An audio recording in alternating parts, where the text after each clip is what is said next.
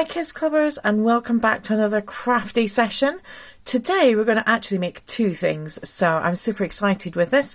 And as we've just had Easter, I'm going to show you all the things that we need, and hopefully you've got one of these. So I was really fortunate to have had a dairy milk Easter egg from my husband, and so we enjoyed that yesterday. And we kept the tin foil. So if you don't have an Easter egg, maybe you'll be able to get a little bit of tin foil from the kitchen. And the good news is, it doesn't matter that this is ripped, because all we're going to do with it is we're going to crumple it up and make it into a nice little ball. So the point of the tin foil is to make it into balls. So even if you've already crumpled it into a ball, that's fine. That's what we need. You need to get your glue stick. This is a glue pen that I'm going to use. If you've got a pencil that's round, so it doesn't have flat sides on it, that would be great. But if you don't, flat-sided pencil is absolutely fine. I've got a marker pen, a pair of scissors, a ruler, and then you're going to need some paper. Now you can use... oh, there was chocolate in my foil.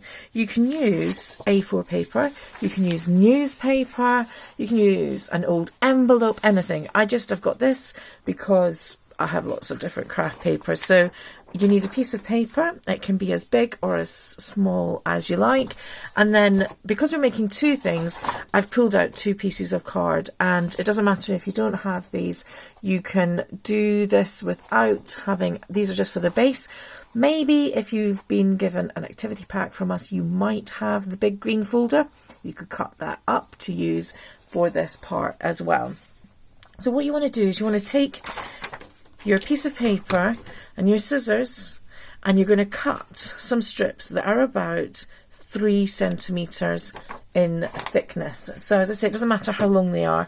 And so I've done some just so that we don't take too long. So I've just got 3 here, and you can see they're not even the same thickness. So this is quite good because this was checked paper, so I could cut straight lines. So I've got 3 pieces, and we're going to just use one at a time.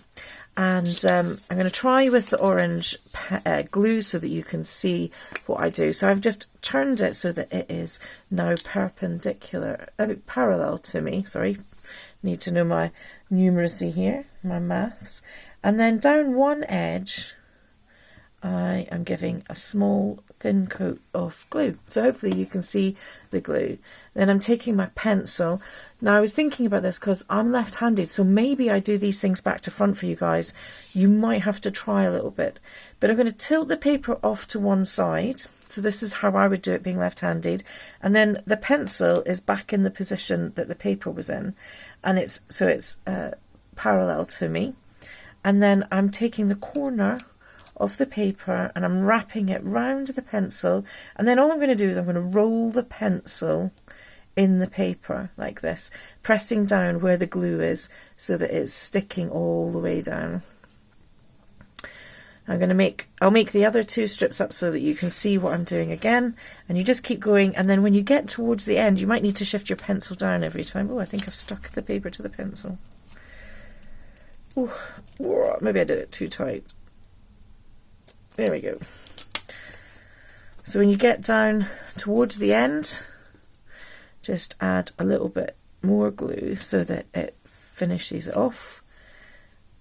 Pat it off, wipe it off, and then pull your pencil out of here. There we go. That was a bit of an effort, but we pulled it out. And so now, in effect, what we've got is a paper straw. And so I'm going to make 2 more of these so that you can see what I did again. So just a little bit of glue down one side. Don't need to do it right to the very edge because we don't want to actually stick it to the pencil. Turn it to an angle. Keep the pencil parallel to you. Fold the corner of the paper over and round the pencil, keeping it tucked in. And then I'm just moving the pencil down so that I don't run out of pencil. And then you just roll down the pencil away from you. You can keep pulling the pencil out so that you don't get stuck like I did. And then when it gets towards the end, just add another splodge of glue. There we go. And we've got 2 straws. This one will be different, slightly different, because it's a slightly narrower piece of paper. You don't have to do it like this, you just have to glue the end, but we're going to cut these straws, so it is useful for it to be glued all the way down so that they don't unravel.